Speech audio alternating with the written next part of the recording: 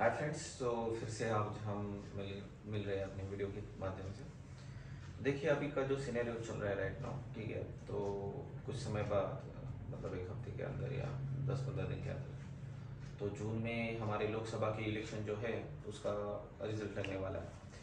तो अब तक बहुत सारे जो लोग हैं ये इसको बड़ा इवेंट कंसिडर करते हैं मार्केट के हिसाब से अगर देखा जाए तो पर्सपेक्टिव से। और ऐसा जनरली पाया गया है कि जो जिसका एक्सपेक्टेशन होता है अगर वो पार्टी जीत के आती है तो मार्केट में बहुत बड़ी रैली हो जाती है। और जो जिस हिसाब से अलग अलग जो हमारे मंत्री है जो भी है उनके जो भी जिस प्रकार से मिनिस्टर्स के बयान आ रहे हैं है ना, या फिर मोदी के भी जो बयान आ रहे हैं, तो उसके हिसाब से दिख रहा है कि आने वाला जो मार्केट का सेशन है वो रैली है। अगर पूरा हमने हिस्ट्री अगर अब तक के जितने भी लोकसभा इलेक्शंस हुए उसको अगर हमने चेकआउट किया तो हमको ये समझ में आएगा कि जो रूलिंग पार्टी है अगर वही जीतती है तो जनरली बहुत अच्छा 30-40% का रैली हमें मिल जाता है, ठीक है, मार्केट में। और अगर जो जिसका एक्सपेक्टेशन रहता है जो रूलिंग होता है अगर वो नहीं आती है उसकी वजह जो अपोजिट पार्टी होती है वो अगर पावर में आती है तो फिर कुछ समय के लिए मार्केट जो होता है वो डिसबैलेंस होता है। क्यों? क्योंकि जो पहली जो एग्जिस्टिंग पार्टी रहती है उसका अपने अपने कोई डिज़ायरेबल उनके प्रोजेक्ट्स रहते हैं, उनके कुछ कंपनीज रहते हैं, फेवर रहते हैं, उनके कुछ कॉन्ट्रैक्ट्स रहते हैं किसी कंपनी के साथ। तो जब नई पार्टी आती है तो उसको रिव्यू करती है, उसमें से कुछ कैंसिल करती है, कुछ प्रमोट करती है। तो बहुत सारे ऊपर नीचे अप डाउन चलता रहता है, तो थोड़ा अनसर्टेनिटी मार्केट में हो जाती है। सो अभी आने वाला जो इलेक्शन का रिजल्ट है हमें किसी को पता नहीं क्या रिजल्ट लगेगा। शायद रूलिंग पार्टी भी आ सकती है, अपोजिशन भी आ सकता है। जो भी हो, हर एक का अपना अपना पर्सपेक्टिव है, उस हिसाब से आप उसको देख सकते हैं। एक जनरल आइडिया बता रहा हूँ, पर जब भी हमने देखा है अगर कुछ भी हो जाए, अगर निगेटिव सेंटिमेंट भी अगर मार्केट में आ जाए तो at the end with in 1 year market जो होता है वापस री एस्टाब्लिश होता है और बहुत अच्छा रन भी दिखाता है। सो मोटा मोटी बात अगर हम कहें एट द एंड क्या होता है, मार्केट हमेशा अपलिफ्ट ही होता है। तो कंसीडर करते हैं जो हमारे मैनिफेस्टो है, अलग कांग्रेस का मैनिफेस्टो है और अलग बीजेपी का मैनिफेस्टो है, और उन्होंने अपनी अपनी चीज़ों के बारे में बताया कि वो आगे आगे क्या करने वाले। वैसे तो बहुत सारी ऑलरेडी इसके ऊपर वीडियोस है तो मैं उसके ऊपर ज़्यादा डिटेल में नहीं जाऊँगा। बट जो मेरा अंडरस्टैंडिंग है, जो मेरा खुद का मैंने जो स्टडीज़ किया है, तो उसके ऊपर मैं बात करूँगा क्योंकि ये मेरा ओन पर्सपेक्टिव है। तो जैसे कि मुझे लगता है कि इस इलेक्शन में बीजेपी शायद विन हो सकती है। तो बीजेपी के जो मैनिफेस्टो है उसमें तो उन्होंने बहुत सारी बातें कही है, लेकिन आज के वीडियो में हम उसमें से कुछ बेसिक बेसिक सेक्टर्स उठाएंगे। तो मेरा फेवरेट सेक्टर है एक्चुअली, काफ़ी समय से फेवरेट सेक्टर है डिफेंस सेक्टर। बट अगर हम इन्वेस्टिंग पॉइंट ऑफ व्यू से देखेंगे तो अब तक उसमें कुछ खास ऐसा आउटकम्स नहीं आया है अब तक। लेकिन पिछले अगर कुछ 5-10 सालों का अगर हम ओवर रिव्यू करें, जहाँ जब से बीजेपी गवर्नमेंट आई है तब से हम डिफेंस की तरफ काफ़ी एग्रेसिवली आगे बढ़ रहे हैं। अगर हम परचेसिंग पावर देखेंगे या फिर हमारा जो अप्रोच है डिफेंस के प्रति वो काफ़ी एग्रेसिव हो चुका है। सो कुछ दिनों में डिफेंस सेक्टर को काफ़ी अच्छे से बूस्ट मिल रहा है। तो उसमें भी अलग अलग चीज़ें आती हैं, जैसे कि स्पेसिफिकली अगर हम देखें डिफेंस सेक्टर में एक नेवी का एक इम्पोर्टेंट रोल है। तो नेवी में माझगांव डॉक करके एक बहुत ही प्यारा स्टॉक है। अगर आप उसका देखोगे, उसका रिटर्न ऑन इक्विटी देखोगे या उसका अगर आप रेवेन्यू का ग्रोथ देखोगे और प्रॉफिट का भी ग्रोथ देखोगे, तो ये गवर्नमेंट ओन कंपनीज होती है। पीएसयू जैसे एक पब्लिक सेक्टर जैसी उनकी कंपनी का सेटअप रहता है, बट उनके काफ़ी डिसेंट ग्रोथ है ना। तो जब मैं बॉम्बे गया था तो मैंने उनके कुछ एम्प्लॉयज़ से भी बात किया, बिकॉज उस समय पे एक साल पहले मैं बात करने वाला था, इन्वेस्टमेंट करने था वाले था उस कंपनी में। सो काफ़ी पॉजिटिव रिव्यू मिले उनको मास्कोडॉक के, उनका हिस्ट्री भी काफ़ी बेटर था। और आप वैसे भी फंडामेंटल रिसर्च कर सकते हो। लेकिन उन्होंने कहा कि हमसे बेटर और एक है ना, कोचिंग शिप ऐड करके। बट देखो ये डिफेंस की बातें हैं, नेवी की बातें हैं, तो बहुत सारी चीज़ें खुल के सामने नहीं आती। कितना गवर्नमेंट में किया है, कितना आ रहा है, पीएसयू है कि कहाँ पे अंदर शफलिंग हो रहा है। लेकिन जो भी पब्लिक के हिसाब से दिखता है तो वो कोचिन के हिसाब से माझगांव डॉक ज़्यादा बेटर दिखा, तो मैंने उसके बारे में सोचा। अभी मुझे लगता है कि ये जो आने वाले सेटअप है, जो मैं नाम ले रहा हूँ अभी, जैसे कोचिन शिपयार्ड का नाम लिया या फिर माझगांव डॉक का लिया, तो ये बहुत ही अच्छी रैली में चले जाएंगे आने वाले सेगमेंट में। दूसरा एक सेगमेंट देखते हैं। देखो, सबको पता है हमारा नेवी और एयरफोर्स वीक है। आर्मी तो ठीक ठाक है, वो काफ़ी समय से रशिया से इंपोर्ट कर रहे हैं। लेकिन इंटरेस्टिंगली हमारा जो नेवी है, अभी अंदर जो ये दो मैंने बात की कंपनीज की, जैसे कोचिन शिपयार्ड ने तो हमारा पूरा का पूरा कैरियर बना दिया है ना, एयरक्राफ्ट कैरियर। और माझगांव डॉक बहुत सारे डिस्ट्रॉयर एंड वेसल्स वगैरह बनाता रहता है। सो धीरे धीरे धीरे हमारा लेवल काफ़ी स्ट्रांग हो रहा है, और आगे भी अगर बीजेपी कंटिन्यू होती है तो काफ़ी अच्छा उसमें ग्रोथ पोटेंशियल मुझे दिखता है। तो आप देख सकते हो इसको किस तरह से स्टडी कर सकते हो, इसके फंडामेंटल्स और टेक्निकल्स को आप एक बार ऑब्जर्व करो। अभी तो काफ़ी अच्छे तरीके से वो ग्रो हो रहे, तो अभी तो कोई एंट्री पॉइंट दिख नहीं रहा है। बट बस आज हम स्टॉक्स के बारे में बात कर रहे हैं, ठीक है, जो जिसके में रैली आती है, तो जिसको इसको जस्ट ऑब्जर्व करना है। दूसरा एक और इंटरेस्टिंग सेगमेंट है एयरफोर्स। तो सभी को पता है, इवन दो बच्चे बच्चे को पता है कि हमारा जो रिक्वायरमेंट है एयरक्राफ्ट कैरियर सॉरी एयरक्राफ्ट्स का, वो बहुत ज़्यादा है। हमारे स्क्वाड्रन्स हमें ज़्यादा लगने वाले, लेकिन काफ़ी समय से हमने उसको फुलफिल नहीं किया है ना।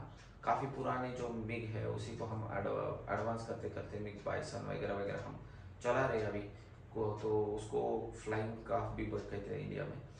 लेकिन अभी जो हाल है हमारा, ठीक है ना, उसने जो कुछ नए तेजस जो इम्प्लीमेंट किया है लाइट, हम उसको एयरक्राफ्ट कर सकते हैं, ठीक है। तो उसका इंडक्शन बहुत तेज़ी से हो रहा है। अब ये केवल एयरक्राफ्ट नहीं बनाता है, बल्कि हाल अकेला इकलौता ऐसा डिफेंस के साथ यूनाइटेड सेगमेंट है जो उसका मेंटेनेंस भी करता है। और जिस तरह से हमारी रिक्वायरमेंट है, तो संभावनाएं बढ़ती है कि अगर एग्जिस्टिंग रोलिंग पार्टी अगर उसको कंटिन्यू करती है, तो शायद ज़्यादा इंडक्शंस होंगे। और अभी का अगर हम पी देखोगे, तो माझगांव डॉक से भी बेटर पी वैल्यूएशन पे हिंदुस्तान एरोनॉटिक्स जो है लिमिटेड, वो अभी अवेलेबल है। तो बट अभी काफ़ी बुलिश हो चुका है। अभी ये सारे के सारे गवर्नमेंट स्टॉक है, गवर्नमेंट के पॉलिसीज़ के हिसाब से वो बदलते रहते हैं। सो जनरली इसमें काफ़ी कॉशियसली हमें इन्वेस्ट करना चाहिए। अभी इसके साथ एक, इन दोनों के साथ एक और एक डिफेंस का बहुत ही इम्पोर्टेंट स्टॉक्स आता है, बेल करके, भारत इलेक्ट्रॉनिक्स, सो BEL। सो उनका अगर आप रेवेन्यू देखोगे, अगर उनका ग्रोथ देखोगे, है ना, भले ये सारे के सारे डिफेंस स्टॉक्स ने पिछले कुछ 10-15-20 सालों में उतना इम्प्रेसिव रिजल्ट्स या रिटर्न प्रेजेंट नहीं किया है, बट पिछले 5-10 सालों में उनका काफ़ी अच्छे से जो स्ट्रक्चर है ना, फंडामेंटल से उसको काफ़ी क्लियर लग रहे है ना। तो वो भी एक अच्छा स्टॉक्स है। और वो उसके अगर आप प्रोडक्ट देखोगे बेल के, तो काफ़ी इम्प्रेस करते है ना, क्योंकि जो भी हमारा सेगमेंट्स है ना, उसमें हर जगह पे घुसा हुआ है ना। So that is also good one. So defence से ये मेरे 4 फेवरेट स्टॉक्स है। तो आप इसको आप देख सकते हो, एनालिसिस कर सकते हो, और इसको ऑब्जर्व करना 4 तारीख के बाद संभावनाएं है भेल, HAL, माझगांव डॉक्स और कोचिन, ये काफ़ी अच्छे से बूस्ट होने की संभावना है। तो ये ऑब्जर्वेशंस के लिए स्टॉक्स है। दूसरी बात है हमारा जो बैंकिंग सेक्टर है ना। तो देखो, बैंकिंग सेक्टर तो एवरग्रीन सेक्टर है मेरे हिसाब से, और भले ही बहुत सारे अप एंड डाउन्स आ रहे हैं, लेकिन फिर भी इसको काफ़ी अच्छे से ग्रो हो रहे हैं। तो एक बार हमारी पार्लियामेंट में हमारे जो प्राइम मिनिस्टर हैं मोदी जी, उन्होंने भी कहा था कि आप जो है PSU जो बैंक्स हैं उसमें, मतलब state bank of India, Punjab national bank या फिर बैंक ऑफ बड़ौदा एक्सेट्रा में इन्वेस्ट करो। और कुछ समय से उनका रैली भी अच्छा हो रहा है, उनका फंडामेंटल्स भी काफ़ी अच्छे से क्लियर हो रहा है। तो यस, डेफिनेटली PE के हिसाब से काफ़ी अट्रैक्टिव लगते हैं। अभी जो उनका रेवेन्यू है, उनका जो नेट प्रॉफिट ग्रोथ है, उसके हिसाब से भी थोड़ा डिसेंट लगते हैं स्टॉक्स। बट पर्सनली मैं इनको अप्रोच नहीं करता, बिकॉज कुछ बहुत प्यारे स्टॉक्स हैं डिफेंस सेक्टर में, जैसे कि कोटक बैंक है या फिर HDFC बैंक है। तो पिछले कुछ दिनों में जैसे कि HDFC और HDFC बैंक का ये हुआ था, मिलाप हुआ था, तो उस समय पे भी काफ़ी स्टॉक्स पिट चुका था। और अभी आरबीआई का सैंक्शन लगा है न्यू कंज्यूमर एक्वायर करने में हमारे कोटक के ऊपर, तो उसके कारण भी कोटक का भी स्टॉक काफ़ी पिटा हुआ है। लेकिन अगर उनका 10 20 30 सालों का अगर हम रिकॉर्ड दें तो ये कंसिस्टेंट कंपाउंडर की तरह एक्ट करते हैं और निफ्टी 50 को इजीली बीट कर लेते हैं। तो उनका अभी जो सेक्टर का पी है वही नियर बाय ±2 3 1 2 3 जो भी है उनका अभी चल रहा है। बट पीएसयू स्टॉक अभी लोअर वैल्यूएशन पे भी अवेलेबल है, लेकिन संभावना यह है कि अगर गवर्नमेंट आते ही तो इनमें काफ़ी अच्छा सा बुल रन है। नेक्स्ट सेगमेंट है जो काफ़ी ज़्यादा ग्रो हो रहा है, दैट इज़ रेलवे। तो वंदे भारत का काफ़ी ट्रेंड चल रहा है अभी, है ना, काफ़ी प्रमोट भी कर रही है गवर्नमेंट उसको, और साथ ही साथ में जो बुलेट ट्रेन है उसके बारे में भी काफ़ी डिस्कशंस वगैरह चल रहे हैं। तो ट्रेन में और कमिटमेंट भी किया है गवर्नमेंट ने कि बहुत सारे रेलवे ट्रैक्स बनाए जाएंगे, एडवांस किया जाएगा रेलवे फैसिलिटीज़ को, और स्टेशंस वगैरह बनेंगे एक्सेट्रा एक्सेट्रा। तो उसमें बहुत सारे इंटरेस्टिंग स्टॉक्स हैं, लेकिन मेरा फेवरेट जो है वो है आरबीएल, है ना।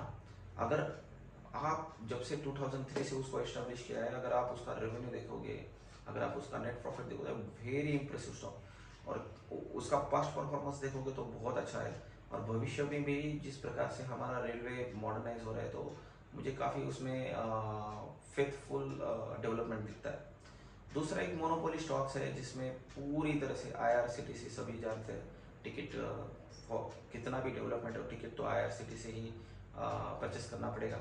So that is also good stock, but IRCT से मुझे ज़्यादा प्रॉमिसिंग जो डेवलपमेंट दिखती है, ग्रोथ दिखती है, वो आरबीएनएल की दिखती है।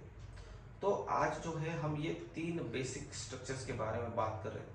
वैसे मोदी कंस्ट्रक्शंस के भी बारे में बात करते हैं, बहुत सारे road construction etcetera etcetera, but मैं उसमें ज़्यादा उतना रियल इस्टेट और बाकी सारे स्टॉक्स में इतना ज़्यादा इंटरेस्टेड नहीं हूँ, भले ही वो काफ़ी अच्छा ग्रोथ वगैरह दिखाते होंगे। बट मैं फंडामेंटल जो एलिमेंट्स लगते हैं, जैसे कि अगर आपको कोई कंस्ट्रक्शन करना है तो आपको पाइप्स लगेंगे, या फिर आपको स्टील के बार्स लगेंगे, या फिर केबल्स रहेंगे, वायर लगेंगे। सो दो स्टॉक्स आर क्वाइट अच्छे लगता है, बिकॉज उनका जो पास्ट परफॉर्मेंस है, उनका अभी का जो ग्रोथ है, जैसे कि एस्ट्रल के बारे में इंटरेस्टिंग थिंग्स आती है, अगर आप उसके फंडामेंटल्स चेकआउट करोगे अभी ठीक ठाक पोजीशन पे भी है ना। या फिर एपीएल अपोलो ट्यूब्स करके है, अगर आपको मेटल के पाइप्स में अगर उनका भी अच्छे से ग्रो हो रहा है, ठीक है। फिर अगर आपको पॉलीकैप देखना है कि आई देखना है, so these are quite interesting stocks.